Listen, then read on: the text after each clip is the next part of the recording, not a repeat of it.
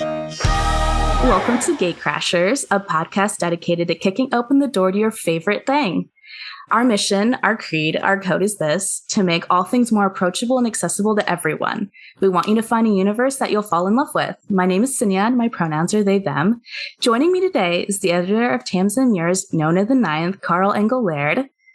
The Locked Tomb series is about lesbian space necromancers and their cavaliers all attempting to retrieve power and become lictors. We follow Harrow Nona and her cavalier Gideon as they navigate through their trials and emotions. Nona the Ninth focuses on a new character named Nona who woke up in someone else's body. She's navigating a war-torn world with other characters Palamedes, Camilla, and Pyrrha. She just wants to celebrate her birthday, but while everyone has different plans for her, she keeps dreaming about a woman with skull face paint on. Hi, Carl. Welcome to GateCrashers. Hello. It's a pleasure to be here. Yes, we are so excited to have you and to talk about one of the most goth books ever.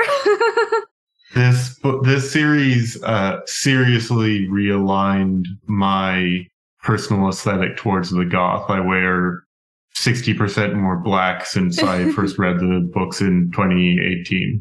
I love it. Yeah, I was already pretty goth, but then after reading Gideon, and then especially after Harrow the first time, I was like, okay, so I have to actually be hardcore goth now. With every it's had that effect on a lot of people. Oh yeah, I completely believe it. For our startup question, with every GateCrashers interview, we always ask, "What's your favorite sandwich?" Back when I lived on the Upper East Side, my wife and I invented a sandwich for ourselves at our local bagel place that we really love and can't get anymore since we moved out of a bagel-rich environment. It's salami, mozzarella, avocado, and olive oil on an everything bagel. I love that. I think it's very good. Bagels are severely underrated. It's one of my favorite types of bagels. I love all the seeds. That makes me happy. That sounds really yummy, actually. I want one of those now. Since you are an editor at TorDotCom publishing, I would love to know, what is a typical day for you as an editor? There's sort of no such thing as a typical day for an editor. For the last month, the typical day has involved me doing as many pages of line editing I can absolutely every single day, and to finish up a project that I'd fallen behind on. And since I finished it last Thursday, I won't have editing for, I don't know, maybe a month and a half. I don't have any books I could be line editing right now. So the typical day involves answering a lot of email, especially after you focus on line editing for a month and maybe don't pay as much attention to email. It involves some reading. It involves maybe drafting some copy or brainstorming with marketing about directions for upcoming books, doing administrative work to make sure that everything is feeding out properly to our retail partners online. There's a lot of unglamorous stuff to the job of editor. Most of it involving coordinating between all of the departments and the authors. Mm-hmm. Then occasionally I get days where I get to have 3-hour conversations where we break down a book's entire philosophy and rebuild it from the ground. And those are the fun days. Sounds very fun, and that's very exciting. I know editors, I don't think many people recognize just how hands-on and how integral and how you doing everything a little bit here and there for whatever book you're working on. So it's really cool to have that insider knowledge of what it's like. That's very cool. Yeah, it's a lot of fun. It's definitely a unique job. There aren't very many parallels in other industries to the editor role. And the thing that makes it unique is the direct one-on-one collaboration with the author, the sole owner of the creative. I think the closest is probably something like being a showrunner in a writer's room. But without me doing nearly as much writing, and also I don't actually run the show. I love that. So to get into the thick of it, I remember when I bought Harrow the Ninth, I bought it day of, read it in like a couple days. So it says at the end, when you finish it, that the Locked Tomb series will return with Alecto the Ninth. And then here we are with the third book, Nona the Ninth. So as an editor, what was it like for you to experience a whole new book all of a sudden, like outside of the plan, I guess? Well, it was a good lesson in overconfidence. We announced when we bought Gideon the Ninth, we announced a trilogy. It will be these 3 books with these titles. So people have been thinking about Alecto the Ninth for years now. Like, they've been thinking about it existing since sometime in 2018, some of them. And I was as surprised as anyone to find out that was not going to be the game plan. Alecto's still coming. But basically, the process of writing Alecto was very hard on Tamsyn. And, she'd been struggling to figure out how to break the story and how to put it all together. And we were finally able to get on a call about it. And she said, "Good news, Carl. I'm about 60% of the way through the first act of Alecto. The bad news is that's got me about 100,000 words, which is a novel in and of itself. So if there were going to be 3 acts of that, we'd be looking at like a 400,000 word book, which wasn't very doable. So I had Tamsyn send me what she had, and I read it, and I got back in touch with her a week later and basically said, there's no way this first act of this book isn't a novel. Like, there's no way you aren't going to tell a full novel worth of story with like a beginning and end that is too concrete and separate to function as the first act of a larger volume. And so we made it into its own novel and then had to rework all of the branding work we'd done so far. Like, the trade paperback edition of Harrow has a different teaser for the next book in it. I don't remember what we said, but I remember that it was cruel and teasing. It was like, we had the trilogy everywhere. So, there was like changing the text on books, on websites. And then everyone found out about it through a leak through the Amazon Look Inside feature, which was a real weird day for me. But yeah, it was an enormous surprise, top to bottom. That's both fascinating and amazing and awesome. That was more than 2 things, but you know what I mean? Yeah. That's so interesting. That's so cool. And I think that's really cool that everyone at Tor, and you included, like, you read what she had and you're like, okay, well, new plan, new book.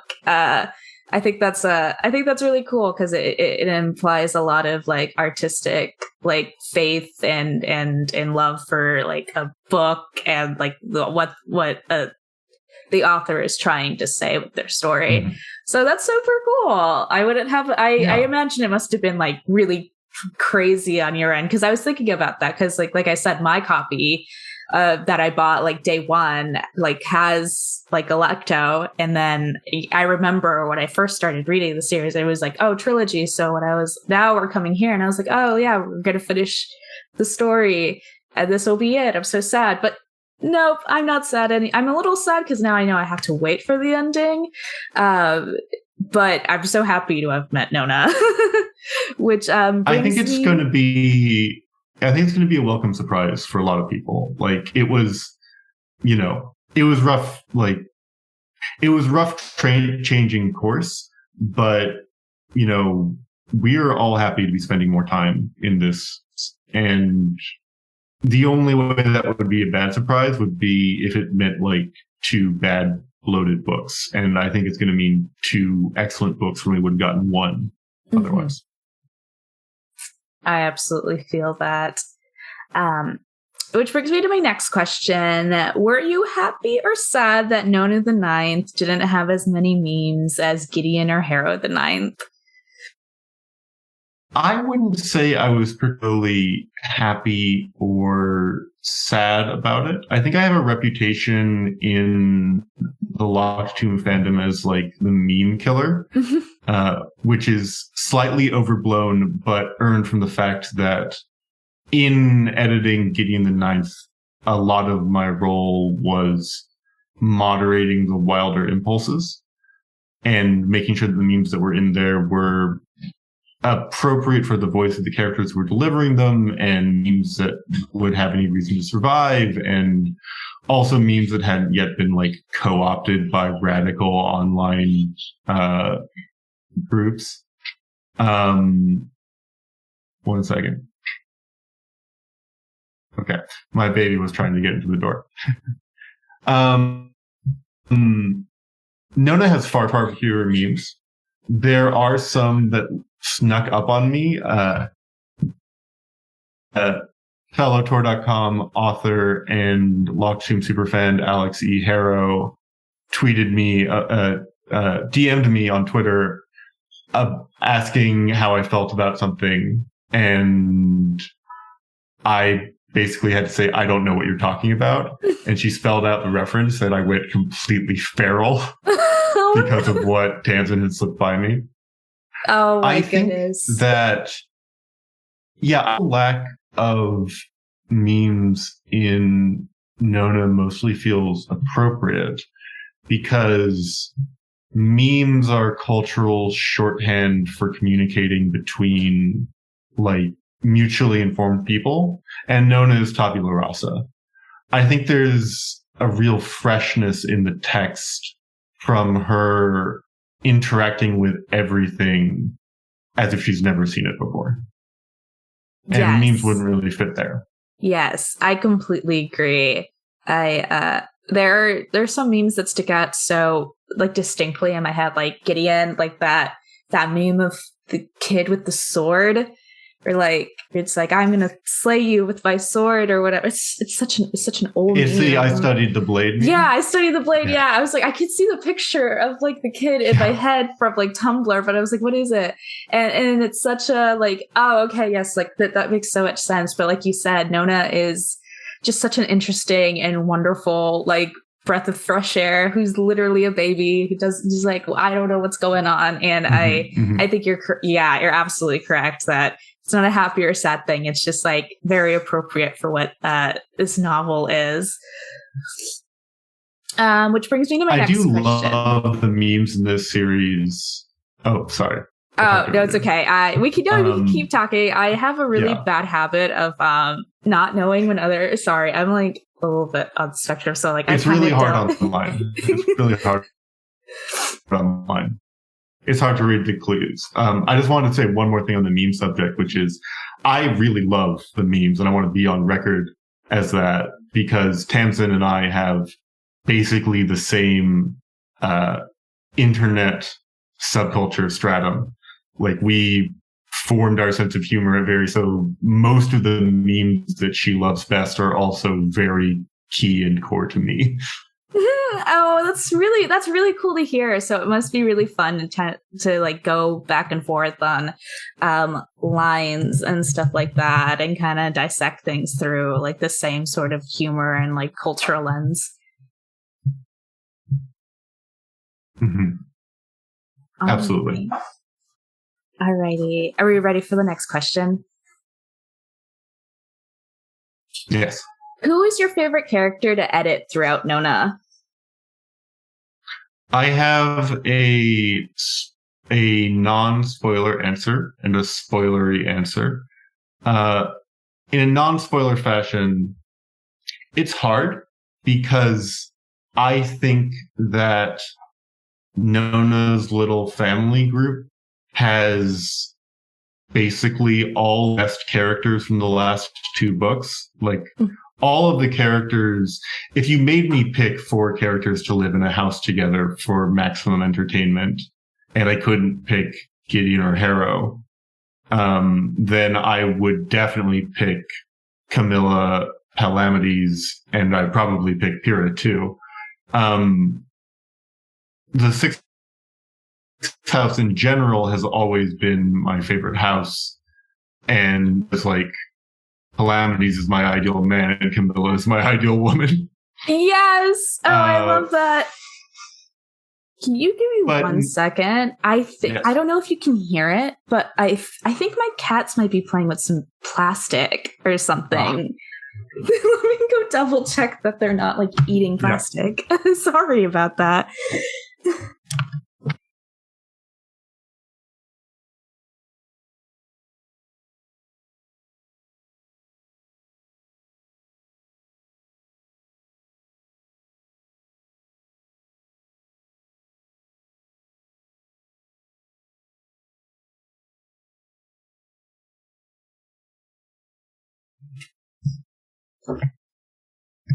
Okay, my kitty's playing with garbage. We love that from me.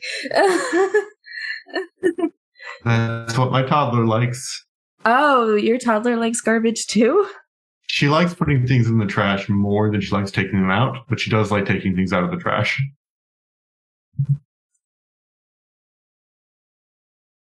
So sorry. This is like this podcast episode. I'm so sorry for our editor. Oops. This is how it goes. I feel your struggle, editor. I used to edit a podcast. I was bad at it.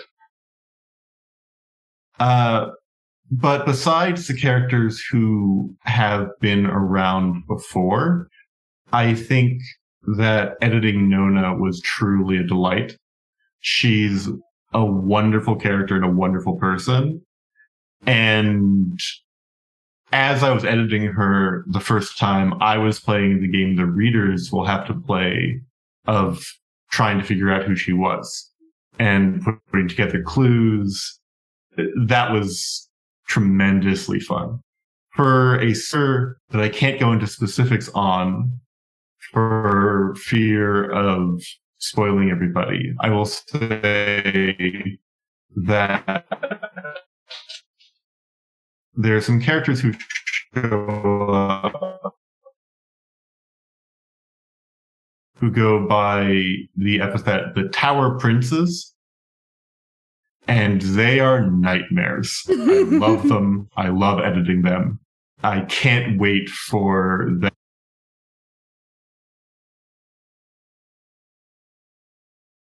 I love it. Yeah, I know what you're talking about, and they reading like their stuff made me feral like as a reader. So I hope I hope you know that it was well read, and it was like definitely like delicious food to to have. I was just like, absolutely, I love this.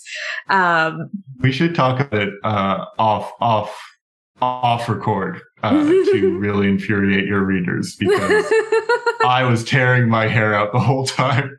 Yeah, why are they mean? Why are they so mean? Yeah, it was definitely like, okay, and I was definitely like, I don't know why this is happening, but okay. It was still really fun, but I was just like,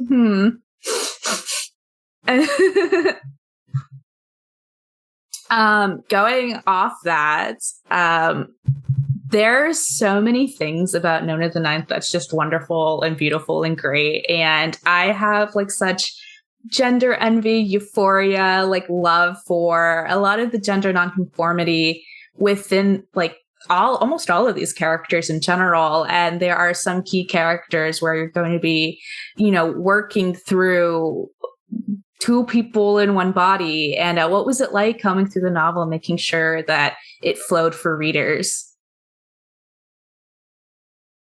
I think that this is a really interesting question, because I wasn't particularly thinking about reader flow when I was looking at the characters' genders. It felt very natural to me. And what I really didn't want to do was dumb down anything there by imagining a reader who isn't processing that at a high level. I think that this book is delving more deeply into gender than the previous two in ways that I really appreciate and cherish, and is coming at it from a bunch of different angles. Like, obviously, we've got a bunch of people occupying other people's bodies. That's the name of the game at this point. Pyrrha is a very interesting character in that regard because, spoilers for Harrow the Ninth, Pyrrha is a woman who's been acting as a passenger in a male body for 10,000 years. And one of the huge themes of Harrow the Ninth is that people aren't supposed to live for 10,000 years. Living for 10,000 years in like a gender dysphoric body, I think you can either deal with it or like disappear. I think those are the only two options. Mm-hmm. Like, I can't imagine myself into that headspace, or body space. And I think Pyrrha's the type to deal with it. Like, Pyrrha knows she's a woman, but also enjoys occupying her necromancer's body, mm-hmm. and enjoys the game of seeming male to everybody. Mm-hmm. Like with her lit cigarette and like, I imagine like some whiskey. She's just like, yep, I'm so hot. Everyone knows it. And like, yeah. Yeah. And everyone finds Pyrrha incredibly hot because she's got a really hot attitude. And a lot of people find ways to consider her hot in a lesbian way. Mm-hmm. I think that's very strong and powerful. There's a character who I just couldn't. There's some characters who are doing wild things with their gender. Like, one of the Tower Princes, I have 3 or 4 notes throughout my line edits that are just, what's going on with this person's gender? What are they doing? What's their game? And I don't know the answer. I think that like, and that character is just a shithead troll anyway. So like, I imagine they're happy I'm this distressed over it. But yeah, this is a book that paints gender as one of the things that gets exploded when you're moving souls between bodies. And I think that's really cool. There's also a character who has one gender for themselves as a person and another gender for themselves as the role they occupy, which is something I love. I think that like gender can be so many more things than the average person thinks. Mm-hmm. And I love seeing a bunch of different examples of it in one work. Yes, I think I actually like I kind of cried because like I read so much queer fiction. It's basically like the backbone of like what kind of had me coming out as non-binary and like recognizing like a lot of the aspects of like I may feel comfortable with my body even though it may be like female presenting, but I don't feel like a woman or anything like that. Mm-hmm. And there are characters reading this where I just felt so, I was like, wait, this is literally it. I was like, these exact words, like, this is it. And I guess kind of spoilery, but I'm not going to name names. But when these two characters have this like super special moment and we kind of see like a re-envisioning of just such an important line to like the fandom specific to them, and then they become, themselves. I literally was like, this is it, baby. It's like, this is gold. And it's so unique. And I haven't read anything like this. And I think the people like you said about you're like, I just wanted it to flow natural for these characters. And I think people who get it will get it. And I think it's going to be such a beautiful experience for other people to like read it and recognize just how heavy like all of those gender aspects are and how integral it will be to like seeing themselves if they're gender nonconforming in any way, or even just to having those interesting like, oh wow, like I've never thought about gender like this before, because it's so natural and it's so exquisite, and I loved reading it. It was great. Yeah, some of the most important gender epiphanic moments I've had have just been in random contexts, like listening to an actual play RPG and them talking about like, yeah, we have these terms for gender, but when like they're just playing an RPG where the assumption is like, you can use any set of words to describe your character's gender. Like maybe your like character's gender is knife butch. It doesn't have to really be linked to anything. Like that's just one of the most like revelatory moments I've heard, and it didn't necessarily lead to me changing my assumptions about my own gender. At like after that, before that, I thought of myself as a man, and after still thought of myself as a man. But like, that can just open the door to new dimensions. It's like man, like now in my head, my gender is like man asterisk.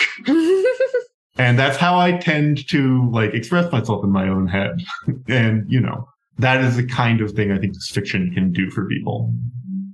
Absolutely. I think this transitions super well into the next question.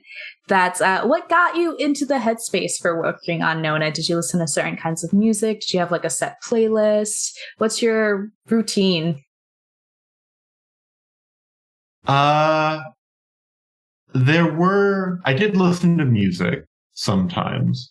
I am sort of a music alien in that I don't, in my day-to-day life, listen to music for pleasure, basically ever. 3 times a year, I'll intentionally turn on music just to listen to it and have a good time. But I think while I was editing Nona, I was listening to a lot of the soundtrack for Into the Breach, which is a really good indie game about giant robots. But that wasn't really necessary to get into the headspace. The secret of this series is that I'm sort of always in the right headspace to work on it, and that's not very normal for me. Also, this was because we were getting this book, because this book showed up out of nowhere and we'd missed some deadlines already. I was highly motivated by deadlines. So it's sort of like, gotta work on it right now. You're no like, time not to be working on it. Living, breathing, writing, editing, everything about Nona every day, all day. Yeah. But like this book was it was fun to work on. Like that doesn't mean it was fun every minute, but I had fun every time I sat down to work on it in some way or another. Oh, that's so good to hear, because I felt like everyone who worked on this book, I was like, when I finished it, because what ended up happening during my reading experience is like over a couple of days, I'd gotten to around the 30% mark.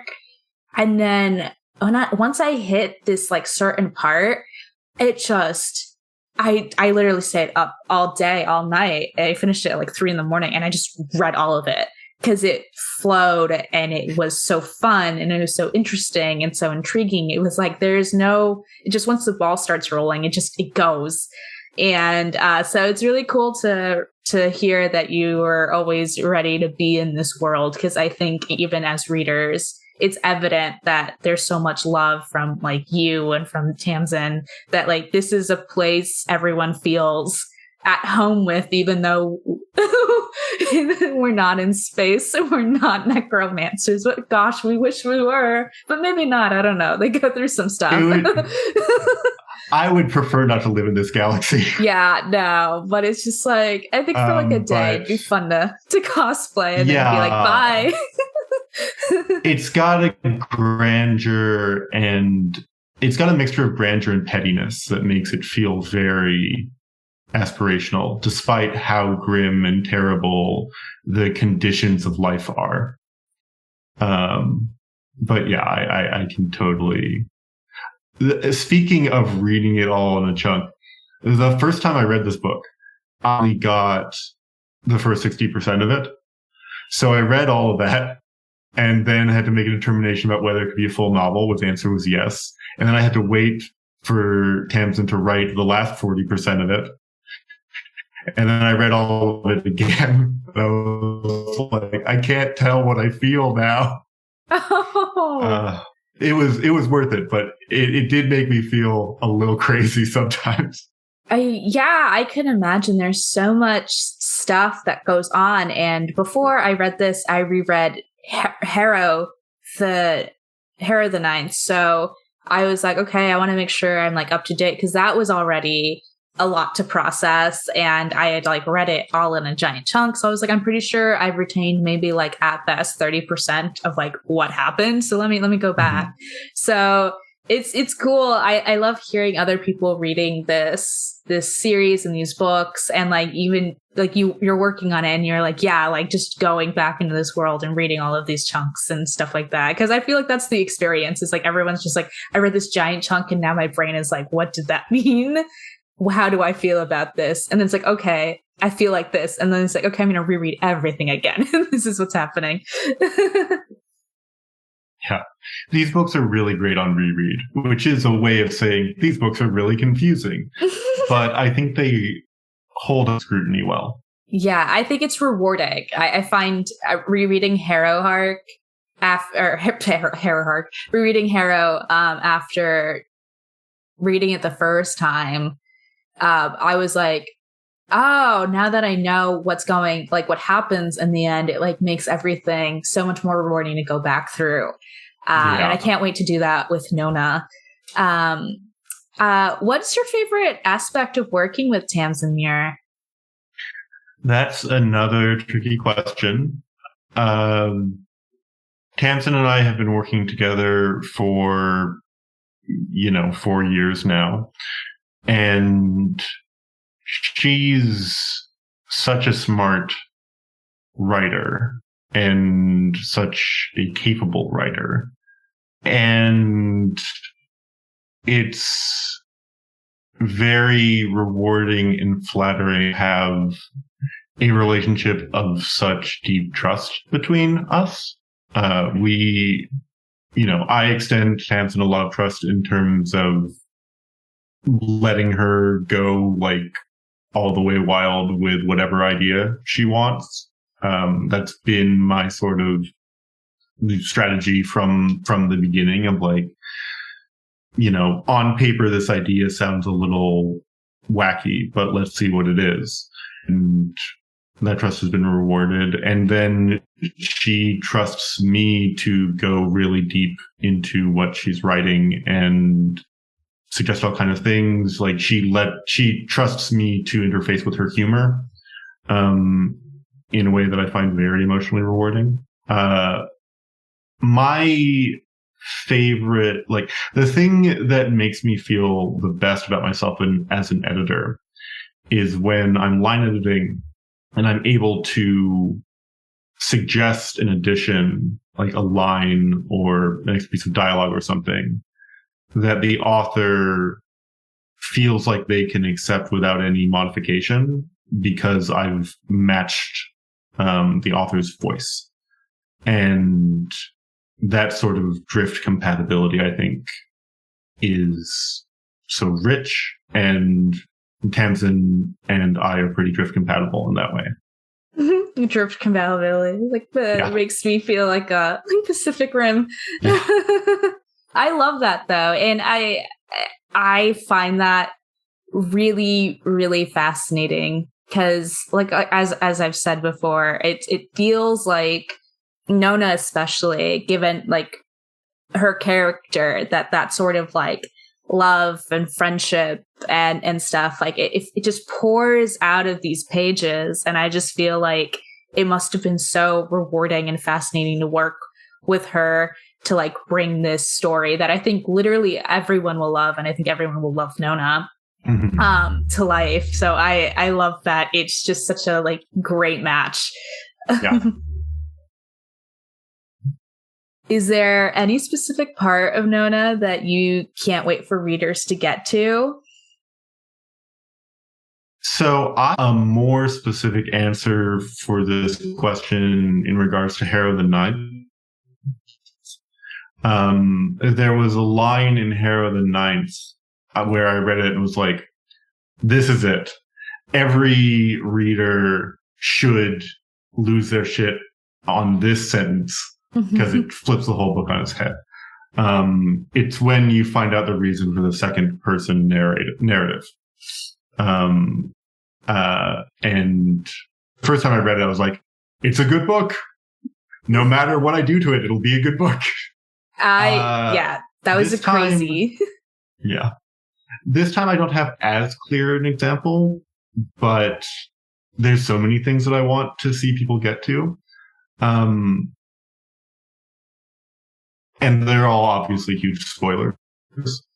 But there's a moment when a character who we've been relying on to tell us a very important narrative throughout the book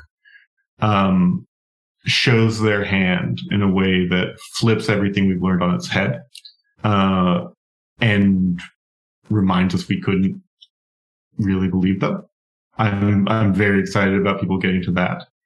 And at one point, I teased Twitter with out of context edit note about a discarded finger. People were very scared when I tweeted that, and they should stay scared. This is still a body horror series, and not in a million years would people, well, I can't really say that, but like the way in which Nona is dangerous is just not what people would expect from her. And it's horrible. And I like to hurt the readers. I remember reading what you're talking about. I was literally, it's just jaw dropping. I was just like, oh, she can do that. And it just keeps happening. Yeah. It's and like the way that other characters talk about trying to deal with her when she's like that is just, it's like, even though this, like what we talked about earlier, is like, even though there's like not as many memes per se, like within Nona, like this book is still incredibly funny.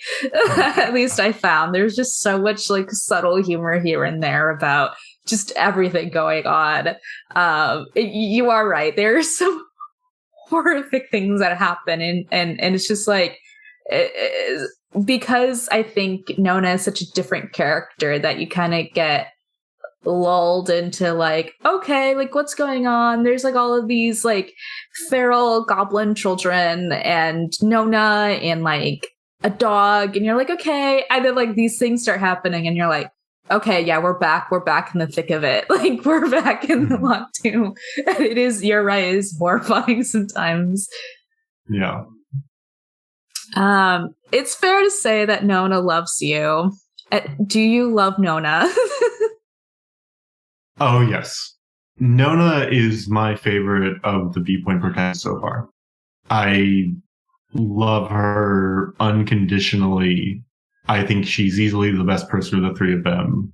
And I think that all of that is accomplished in a way that is not cloying or forced. But, you know, we've been talking a lot about the memes and like the humor, and Nona makes by far the fewest jokes of any of the protagonists. Like she makes way fewer jokes than even Harrow. And all of Harrow's humor has this like really dark, self-destructive edge to it. But it's easy to forget that Gideon's humor is also a defense mechanism. Gideon is that funny as a survival mechanism in the Ninth House. Like because she thinks emotional vulnerability will be used against her. And Nona has put up zero defenses against anybody in the world ever. She's just out there like a raw nerve experiencing the world, and it's beautiful. I wholeheartedly agree, especially with saying like favorite, like reading Nona was absolutely like I don't want to sound dramatic, but it really felt like beautiful and like breathtaking new experience. Her filter, because as readers we see like the world that she's in, and it's, you know, war torn and poverty stricken, and there's like this like evil orb in the sky that's like yeah, like talking, and but she's so wonderful and full of light and love that like she talks to it, and she makes friends with everyone, and she constantly is telling everyone that she loves them, and there's just no break in her spirit that she experiences. And she says like these out of pocket things because she's so intuitive as well, that it's such a refreshing read, and it feels so tonally different from everything that we've read thus far. But I also think it's like the most rewarding to have read, because we get to see this transition. And once the ball starts rolling, you kind of start experiencing like this really intense emotional pull towards her, and also to other characters once you start finding things out near the end of the book. And I like actually like cried. Like it was like 2-3 in the morning, and I'm like sitting in tears because I'm like, I love her. I love her so much. And I'm so like happy and pleased that I could read like this book. Mm-hmm. Yeah, me too. Did you cry too? I don't know. I don't think I cried while reading it. I'm not sure I've cried while working on any of my books, actually. Maybe partially like testosterone makes it hard to cry. It'll happen though. I'm getting older, and like I'm, you know, getting to the point where I like cry at like TV commercials if I happen to like listen to them. But with reading in particular, I think it just happens in a different place for me. But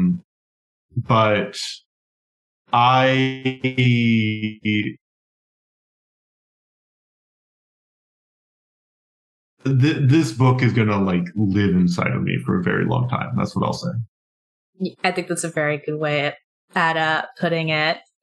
I want to ask, what's up next for you as an editor? I have 2 books I want to talk about here. One of which is available for pre-order, one of which is not yet.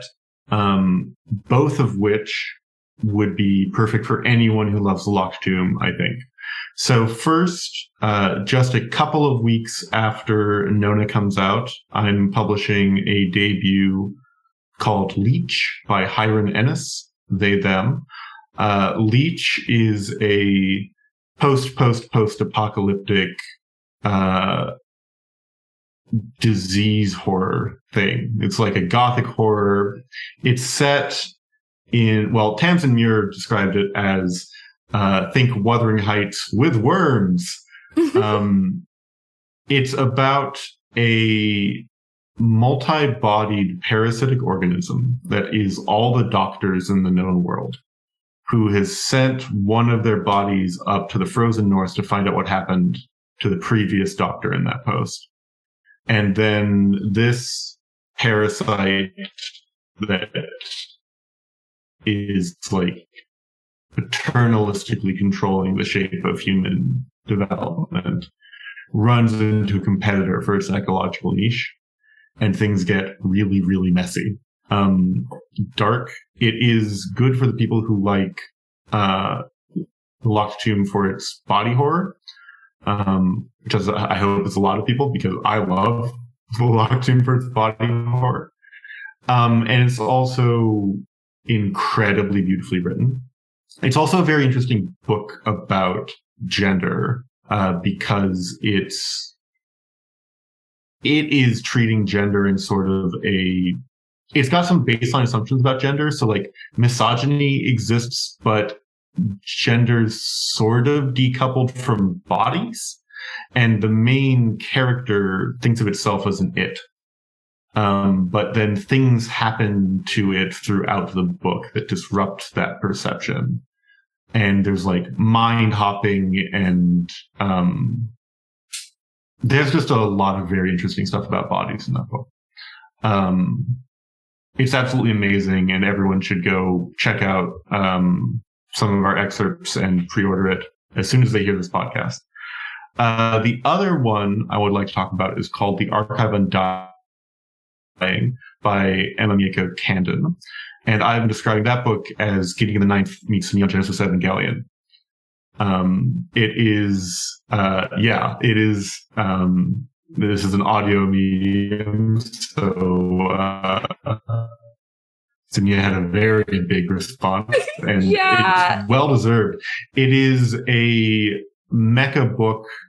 Yeah. It's a mecha book for a Western audience that understands that the point of mechas is to be big bodies that will die for you, but also kill you if you enter them. And also, like, you use that to talk about disability and trauma, like the kind of trauma that lives in your body, and depression. The main character is like this incredibly depressed gay boy who, like, his god died while he was biomechanically interfaced with it, and it died in a way that killed him and it made him immortal. So he's walking around with this body that can't change from that moment when he was like 20, and he's still got his like bad ankle from then. It won't ever get better. And he's just running from every aspect of himself. But within the first chapter, he falls into bed with the most dangerous possible man for him and winds up on a mission to find an undiscovered AI.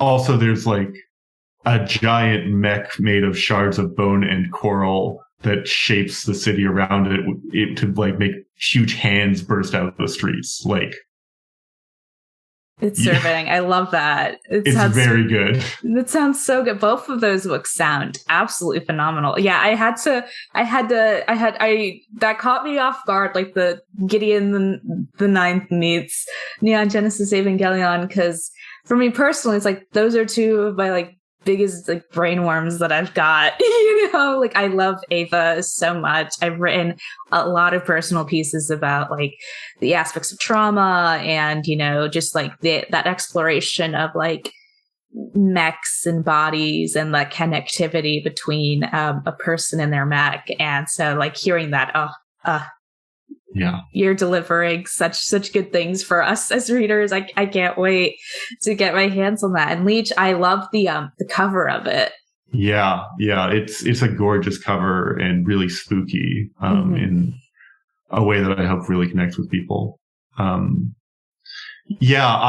personally want any mecha that I engage with to understand at a bone deep level that it is a tragedy if the main character gets inside the big robot.